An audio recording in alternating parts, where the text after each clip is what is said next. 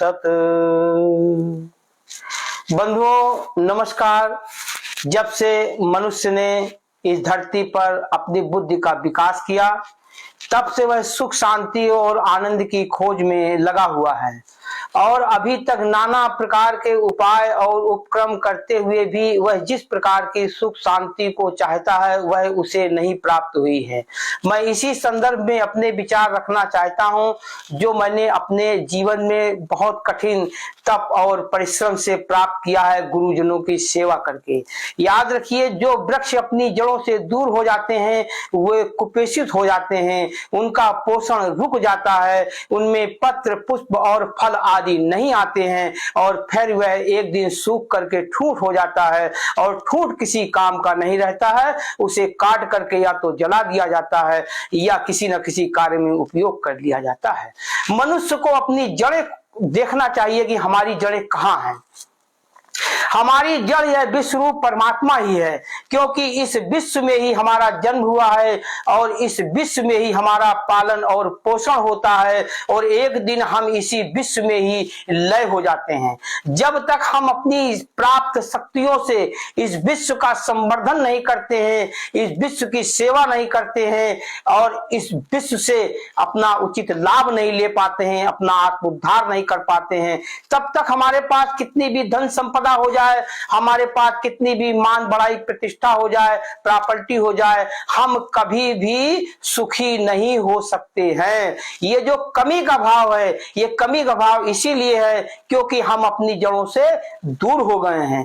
परमात्मा कोई विचार नहीं है, परमात्मा कोई कल्पना नहीं है, परमात्मा किसी की रची हुई कहानी नहीं है, परमात्मा तो बिल्कुल यथार्थ है और हम सबके प्रत्यक्ष है। हम इसे जान नहीं पा रहे हैं, हमारे जीवन में उन सूत्रों का प्रतिपादन नहीं हो पा रहा है जिससे हम जीव और शिव की एकता को प्राप्त कर सके, जिससे हम पिंड और ब्रह्मांड की एकता को प्राप्त कर सके, जिससे हम आत्मा और परमात्मा की एकता को प्राप्त कर सके।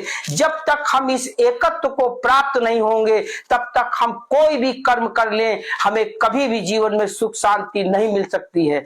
आज हम देख रहे हैं संपूर्ण विश्व ब्रह्मांड में सत्ता और वर्चस्व की लड़ाई चल रही है।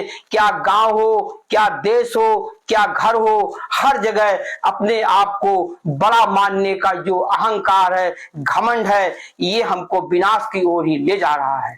यदि हम बड़े बड़े देशों को देखें तो वो छोटे छोटे देशों पर कब्जा करना चाहते हैं। जो बड़े बड़े शक्तिशाली नगर हैं वे छोटे नगरों पर कब्जा करना चाहते हैं। जो बड़े बड़े गांव हैं वे छोटे गांव पर कब्जा करना चाहते हैं। मित्रों, यदि कब्जा ही करना है तो अपने इस शरीर पर कब्जा करो, अपने मन पर कब्जा करो, अपनी बुद्धि पर कब्जा करो, अपनी प्रवृत्तियों पर कब्जा करो और इन्हें सही रास्ते पर ले जाओ, सद्मार्ग पर ले जाओ, जिससे तुम्हारे जीवन में सुख समृद्धि और आनंद के स्रोत खुले, जिससे इस अमावस की काली रात जो तुम्हें इतना दुखी कर रही है, पूर्णिमा की शीतल मधुरमयी प्रकाश और छाया में यह जीवन आलोकित हो सके।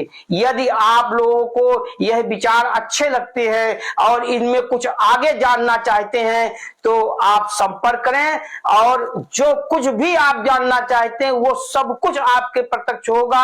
आज के इस विज्ञान के युग में देवी देवता, भगवान, ईश्वर, आत्मा, कोई भी चीज छुप नहीं सकती है। जरूरत है उन आंखों की, जरूरत है उस चेतना की, जरूरत है उस समझ की जिससे ये सब प्राप्त होता है। बहुत बहुत धन्यवाद। नमस्कार।